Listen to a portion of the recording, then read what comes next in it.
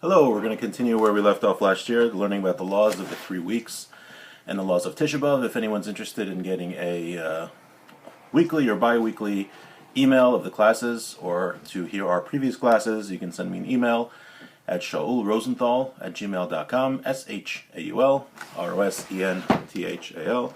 @gmail.com. So we're learning the Mishnah Berurah, the Chavetz Chaim's indispensable commentary to Shulchan Aruch Orach Chaim.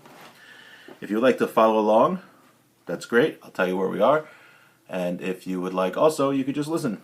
So we're going to continue where we left off, which is Tuf Kuf Nun Beis, 552. And we're going to start at Sif Tes. Sif Ches, which is, so that's 552, number 8. And the topic we've been studying is the Suda HaMafsekes, the last meal that is eaten before Tisha B'Av. Before Tisha B'Av, we have, which of course is a fast, and it's the only other fast which is like Yom Kippur, which starts at night and goes into the next day. And before the fast, we have what's called the Suda HaMafsekes, the final meal. Now this final meal actually has more halachas, more laws, than the final meal that we have before Yom Kippur. Now this final meal, we actually sit on the floor, and we have a piece of bread, usually an egg, and the custom is to dip it in ashes. And we learned, if you'll listen to our previous classes, we learned some of the halachas, some of the laws about this final meal. And we're going to continue now learning some of the other halachas. Now we're going to see soon that this final meal, that this doesn't have to be the only thing you eat before the fast. If you only had to eat, some bread and a piece of egg, and you had a 25-hour fast, that'd be very difficult. But we'll shortly see soon what people do. Okay. So Ches. Yesh li zar shelo yeshvu shleisha le'echol besuda mafsekes kadei shelo yischayvu bezimun. The custom is that the Suda HaMafsekes, when we say Suda HaMafsekes, we're talking about this final meal of just the bread and the egg. It has to be eaten separately. You do not sit with other people when you eat. So we don't want to have 3 adult men sitting together. Now the reason is, everyone sits by themselves and they make birchas hamazon, they make the after blessing for the meal by themselves. We don't want to, there's a halacha that people shouldn't make a zimun. When you have 3 adult men that eat together, you say benching, where I will sign avarech, the responsive portion of benching, and we don't want to do that on Tisha B'Av. So the way we avoid that is you only do that responsive part of benching if 3 adult men eat together. So to avoid that, we do not eat together. Everyone rather sits on the floor when they eat, and they eat by themselves. It says here, Yesh li zar shelo yeshvu ubediavad. Now what happens if you made a mistake and you did it anyway? Ubediavad.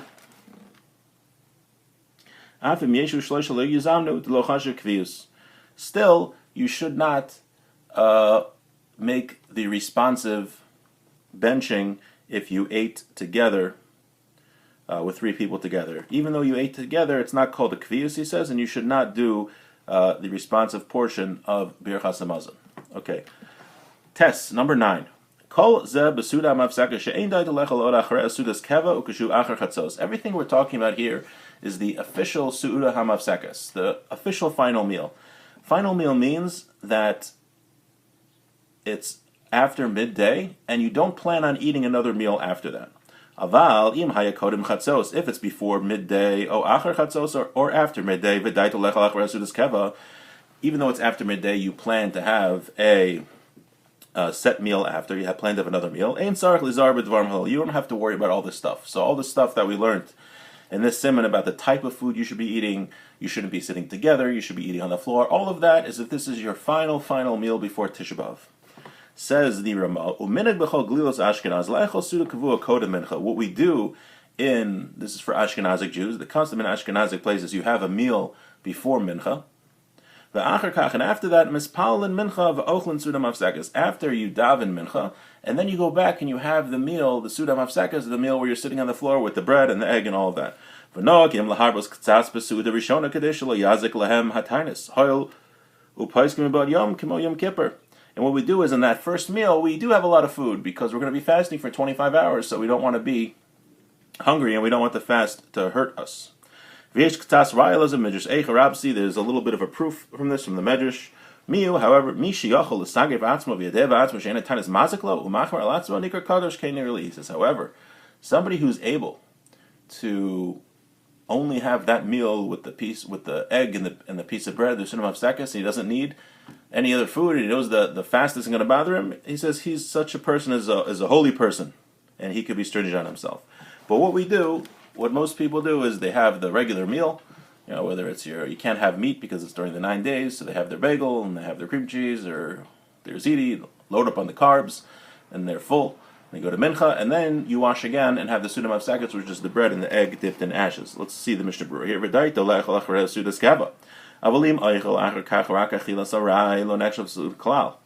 He says it's not considered a sudam of sekes if you plan to eat another meal. But if you don't plan to eat another meal, you're just going to eat like fruit or something, then it would be the sudam of sekes.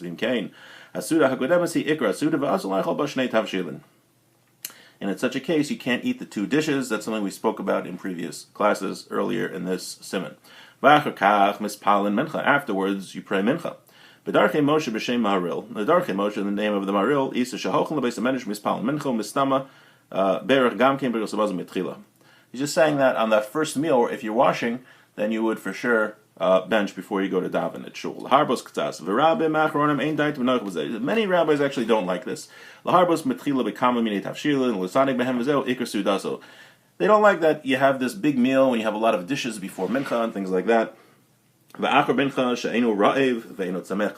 go daven, and then you're full, and you're full, you're not thirsty, and then you go have another meal. It's like a little weird. So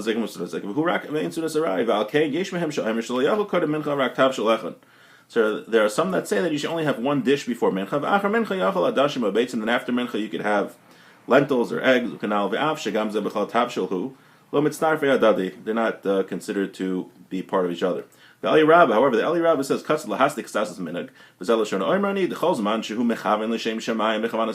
anytime you're doing this l'shem shemayim, why are we eating? We're not eating to enjoy ourselves. We're right before Tisha B'Av, very sad time. We're eating because we want to have enough strength to do the fast and serve Hashem. However,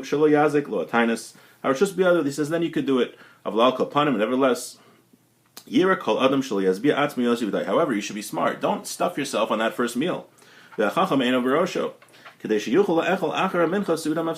to have enough room in that you have enough space in your stomach to have the official sudam of sekes, where you have the bread and you have the egg.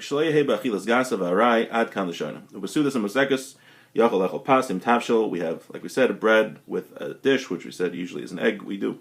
So the Eliyah Rabbah is matzdik the minig, and this seems to be what most people do, as far as I know. If someone else has another custom, please let me know. But for the Sudam of Sekes, what we do before mincha, we have a meal, we have enough food so that we're ready for the fast, but we don't stuff ourselves, so we're still a little bit hungry, so that after mincha when we come back, we can have the official Sudam of Sekes, we can wash, we can have the bread with water, and the egg dipped in the ashes, and after we bench. And we'll stop here for today. And again, if you want to subscribe and receive an email of these classes, please send me an email at Shaul Rosenthal, ShaulRosenthal @gmail.com.